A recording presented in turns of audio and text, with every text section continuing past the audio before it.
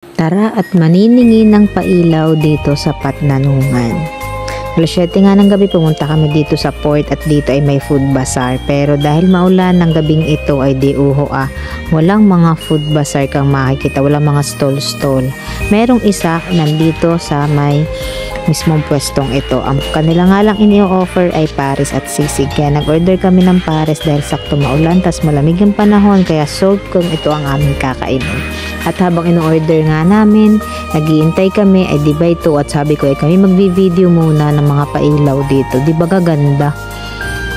Hindi naman lahat talaga ng barangay o bayan ay merong mga ganitong pailaw. Pero syempre, bilang mamamayan, gusto natin sana ay may ganito. Pero unawain natin na yun ay nakadepende sa namamahala. At saka syempre sa budget din. Dahil kahit naman siguro gusto nyo nakaupo, kung konti lang naman ang budget, ay di, wala nga namang magagawa. Ganon talaga. Dahil ito ay nakadepende nga sa kung magkano ang nakalaan para sa kanilang mga kagastusan sa mga ganito. Pero syempre kung gusto nyo na maganda talagang ganito, ay di, punta lang kayo sa Patnanungan at inyong tingnan. Gandahan Tapos na yan, ako hindi pa nakontento at sabi ko ay ako videohan muna habang pa-selfie muna dito. Kaso nga lang, ay di syempre against the light, ay di silhot lang. Ay okay at pabor at matatakluban ang aking tinatagong bilbil. Kaya ganyan, pabuka-buka lang tayo at magbibideo lang tayong madali.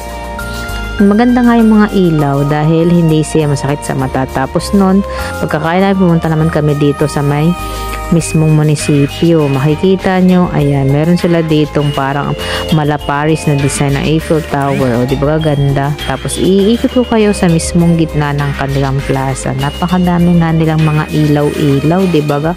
Abay, ilang libo kaya na ilaw ito, Tapos ay magkano kaya ang makakain ito sa kuryente sa dami ng mga pailaw na ito.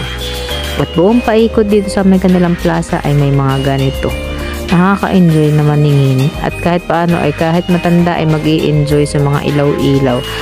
Kaya naman kahit kami walang kasamang bata ay parehas kami nag-enjoy maningin at saka mag-picture. Kung na may bata sana kaming kasama, sigurado ay mag-i-enjoy dito kung kasama ko ang aking mga anak.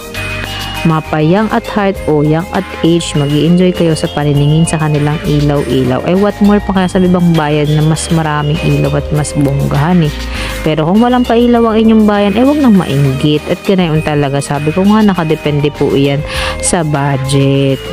Ang mahalaga, mag-celebrate tayo ng Pasko na may pagmamahalan, may pagkakaisa at saka peace sa buong mundo. God bless you and Merry Christmas everyone. Thank you for watching.